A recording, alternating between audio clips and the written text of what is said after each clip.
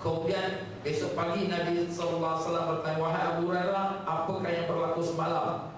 Maka dia pun jawab, ya Rasulullah, memang betul orang tu datang lagi kali ketiga. Tapi bila aku dah nak bawa kepada kau, dia meminta maaf dan dia ajarkan kepada aku satu ajaran. Apa yang dia ajar? Dia kata kalau kita nak tidur, baca ayatul kursi, syaitan tidak akan ganggu kita. Kemudian Nabi SAW berkata, dia telah berkata benar walaupun dia seorang pembohong. Dia telah berkata benar. Makna benarlah tu. Maknanya kalau kita baca ayatul kursi sebelum tidur, tidak akan diganggu syaitan. Kalau kita sebelum keluar rumah, kita baca ayatul kursi, tidak akan diganggu syaitan sampai kita balik. Nah, Abu Hurairah, tahukah kamu siapa dia yang datang pada kamu 3 malam berturut-turut itu? Abu Hurairah kata, tak tahu, Allah dan Rasul sajalah yang tahu. Nabi SAW jawab, itulah dia syaitan. Jadi syaitan ni tuan-tuan dan puan-puan, dia telah buka rahsia. Pasal apa dia buka rahsia? Pasal dia takut tak boleh jumpa dengan Nabi. Memang dia tak boleh jumpa Nabi. Sebab Nabi ni orang yang cahaya. Jadi kalau syaitan kena, hancur dia. Jadi dia telah buka rahsia dia, iaitu sesiapa yang membaca ayatul kursi, dia tidak akan diganggu syaitan. Jadi kita sebelum tidur baca ayatul kursi, sebelum keluar rumah kita baca ayatul kursi. InsyaAllah daripada saat kita keluar sampai kita pulang, kita tidak akan diganggu oleh syaitan. Itu kelebihannya ayatul kursi. Jadi selepas kita sembahyang sunat safar, kita baca ayatul kursi sekali. Kemudian kita baca surah Li-Ila fi Quraisyin. Kenapa pula surah Li-Ila fi Quraisyin? Kerana surah Li-Ila fi Quraisyin ini dia membicarakan tentang perihalnya orang-orang Arab yang berlayar daripada Mekah pergi ke negeri Syria dan balik pergi ke negeri Yaman, musim panas, musim sejuk, dan mereka diberi makan oleh Allah Ta'ala dan mengamankan Allah kepada mereka daripada sekalian kebinasaan. Jadi oleh kerana itulah surah ini sesuai untuk dibaca kepada orang yang nak keluar berlayar. Sebab ayat ini menceritakan bagaimana Allah beri mereka makan, minum dalam pelayaran dan memberikan mereka keamanan dan keselamatan sepanjang perjalanan itu. Jadi dengan itu, bila kita baca surah Li-Ila fi Quraisyin sebelum keluar rumah, Allah mudahkan perjalanan kita. Itulah tuan-tuan dan puan-puan. Kalau sekiranya kita menunggu bas atau taksi lambat, bacalah surah Li-Ila fi Quraisyin. Allah mudahkan datang bas, datang taksi, datang MRT atau sebagainya. Ini telah terbukti kepada orang yang mengamalkannya. Tapi dia kena yakinlah. Kalau tak yakin, tak jadi. Kalau dia baca tak datang, baca tak datang, aku ni yakin ke tak yakin ni? Kalau dia kata, macam mana ustaz cakap jadi ni tak jadi? Bukan ustaz cakap jadi tak jadi, awak tu yang yakin tak yakin tu. Jadi macam itulah dia, tuan-tuan dan puan-puan.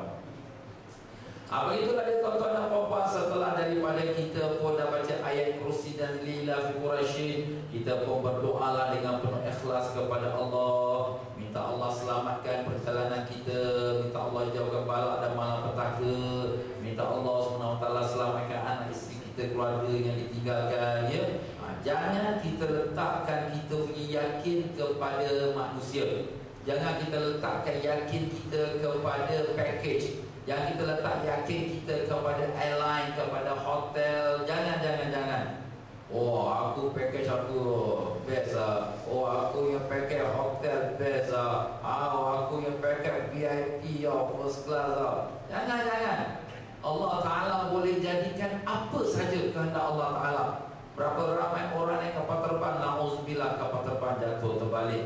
Berapa ramai orang yang berjalan di tengah jalan menemui ajal dengan kemalangan. Macam-macam boleh berlaku. Manusia hanya boleh berusaha, yang menentukan Allah. Jadi sebab tu kita keyakinan kita pada Allah, package ke, hotel ke, kapal terbang ke, itu sebagai sebab saja. Yang sebenarnya yang membawa kita ke Mekah dan balik dengan selamat dan aman ialah Allah SWT. Sebab tu kalau orang yang balik Mekah mengerungut, marah, package marah itu marah ni, sebenarnya dia tak sedar. Dia punya yakin itu bukan kepada Allah, kepada orang. Sebab tu dia marah kepada orang. Cuba kalau dia yakin pada Allah, Allah mudahkan segala-galanya. Kalau dia kena susah pun, dia akan rasa mudah kerana dimudahkan oleh Allah Ta'ala, dia menerimanya. Begitulah dia tuan-tuan dan puan-puan. Begitulah sebelum kita nak keluar rumah tu, kita pun berdoa lah. Allahumma bika tashartu wa bika tasamtu anta thiqati wa rajai. Sampailah habis. Ya Allah, dengan Engkau aku keluar dan Engkau aku berpegang, Engkaulah kepercayaanku dan Engkaulah harapanku. Seterusnya lah, ya. Dan apabila nak keluar rumah, maka dibacanya sebagaimana Nabi sallallahu alaihi wasallam baca, Bismillah tawakkaltu 'ala Allah wala haula wala quwwata illa billah. Allahumma inni a'udzubika an adilla aw udall aw azilla aw uzal aw azlima aw uzlam aw ajhala aw yujhala alayya. Doa ni bagus tuan-tuan. Dengan nama Allah aku bertawakal kepadanya, tidak ada daya dan kuasa melainkan dengannya. Ya Allah, sesungguhnya aku berlindung denganmu dari sesat atau disesatkan, atau terpesong atau dipesongkan, atau menzalimi atau dizalimi, atau menjadi bodoh atau diperbodohkan. Jadi tuan-tuan dan puan-puan, doa keluar rumah ni bukan hanya untuk kita nak pergi Mekah. Tapi kalau kita nak keluar rumah, pergi kerja, nak pergi pasar, nak pergi masjid, nak apa pun, kita keluar rumah, perjalanan dekat atau jauh, bacalah doa ni. Selalu biasa kita baca Bismillahirrahmanirrahim, Bismillah tawakkaltu 'ala Allah. Hari ini kita dah ada tambahan dia pula. Allah, iaitu wala haula wala quwwata illa billah. Allahumma inni a'udzubika an adilla wa dhal.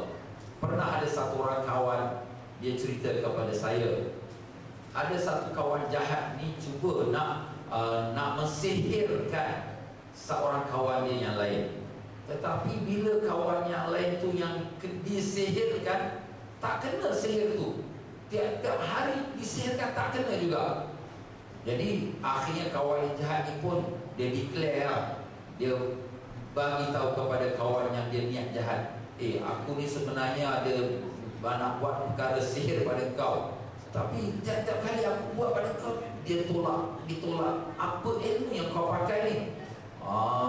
Dia kata setiap kali aku keluar rumah, aku baca Bismillah tawakkaltu 'ala Allah wala haula wala quwwata illa billah. Allahumma inni a'udzubika an adilla wa seterusnya. Tuan-tuan dan puan-puan, doa ni tuan-tuan, walaupun nampak pendek kecil tapi sangat besar faedahnya. InsyaAllah sepanjang kita keluar rumah itu sampai kita pulang, takkan ada apa pun gangguan nafsu dan syaitan yang dapat mengganggu kita. Ini kelebihan doa. Doa inilah senjata orang yang beriman. Demikianlah tuan-tuan dan puan-puan, kalau ada saudara mara kita, sahabat andai yang mengucapkan selamat tinggal, kita pun ucapkanlah kepada mereka, kepada saudara mara kita, Astaghfirullah alladzi la tadhi'u wadai'uh. Aku serahkan penjagaan kamu kepada Allah yang tak pernah hilang apa-apa yang diserahkan kepadanya. Jadi satu orang sahabat Nabi sallallahu alaihi wasallam, dia keluar pergi berjihad fi sabilillah. Isteri dia sedang mengandung. Dalam masa dia keluar fi sabilillah tu, dia doa, aku serahkan apa yang dikandungi oleh isteriku ini kepada Allah yang tidak hilang apa yang diserahkan kepadanya. Kemudian waktu dia keluar berjihad, isteri dia pun meninggal dunia.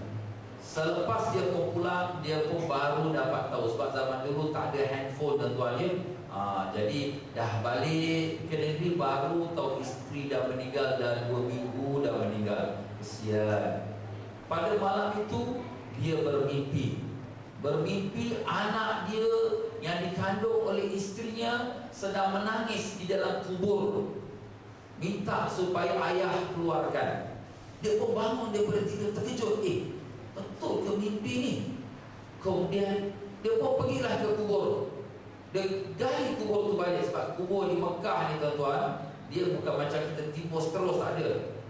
Dia tutup atas saja. Jadi ini dalam kosong, macam kompartmen kosong. Tutup atas sikit saja, kemudian tindih tanah sikit, itu saja.